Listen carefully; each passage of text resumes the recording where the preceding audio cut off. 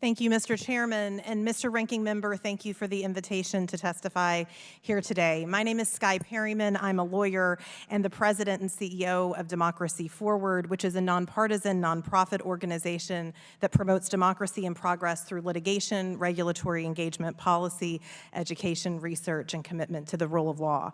Democracy Forward has had the privilege of representing clients that make up the very fabric of this country and across the nation, including parents, teachers, workers, small businesses, scientists, veterans, voters, and many more.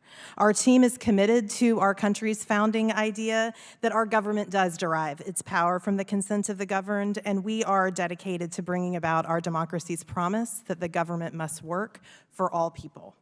American democracy is at an inflection point, and it is in a crisis that threatens our freedoms.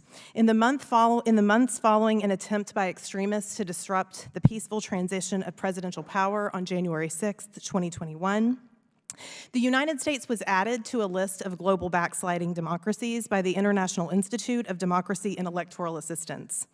The report noted, and I will quote, "The United States, a bastion of global democracy, fell victim to authoritarian tendencies.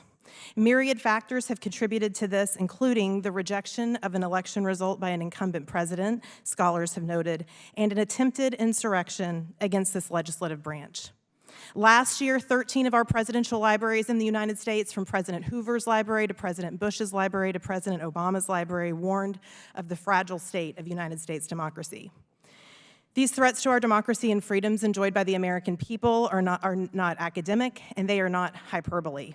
In 2022, the United States Supreme Court reversed a federal constitutional privacy protection that had been recognized for nearly 5 decades, leaving women of reproductive age in the United States with fewer rights than the generation just before them. Across the nation, women are living without access to the critical care they need, including in emergency situations. Book bans are on the rise in our nation and communities across the country. Misinformation and disinformation continues to be rampant and perpetuated by far-right groups and political actors, often targeting families and communities, including those that have immigrated to the United States. And political violence is on the rise, and yes, Mr. Ranking Member, gun violence continues to be a scourge in our education system and across the country. Just 2 years after former President Trump and his allies refused to acknowledge the results of the 2020 election, reports began to surface that the former president and his associates were planning a shadow government and developing extensive policy plans to remake American government as we know it. These and related efforts, including the development of a 922-page document known as Project 2025, have been well documented. Proposals in Project 2025 represent profound threats to the American people, to our freedoms, and to our democracy. Democracy Forward has published a People's Guide to Project 2025 to expose many of the policies that undermine the well-being of the American people, which the authors of the project purport to say a president could do on day one of an administration.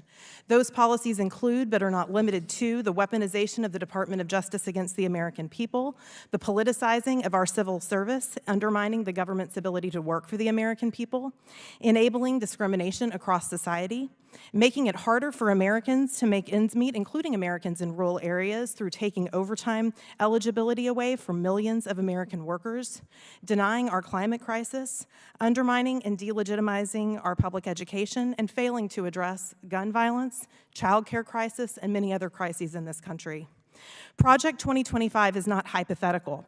It and other extreme proposals are already taking hold at the state and community level in many communities across the country and are being pursued in the courts. Anti-democratic actors are using the states to incubate and normalize Project 2025 and other extremist tactics. Many of the same groups that have supported regressions of our federal rights, including the overturning of Roe v. Wade, restricting voting rights, and undermining our government's ability to work for the people, are behind this project. And in many cases, these groups and aligned far-right attorneys generals are seeking to undermine the progress and policies of the Biden-Harris administration in the courts and in communities across the country. It is incredibly important that this Congress understand the threats posed by Project 2025 and the harms of far-right extremism and anti-democratic movements that are afoot in this country. I provide this testimony today and look forward to your questions with the sincere hope that it is through understanding this crisis that we can build for a better tomorrow. I look forward to your questions, and thank you for having me.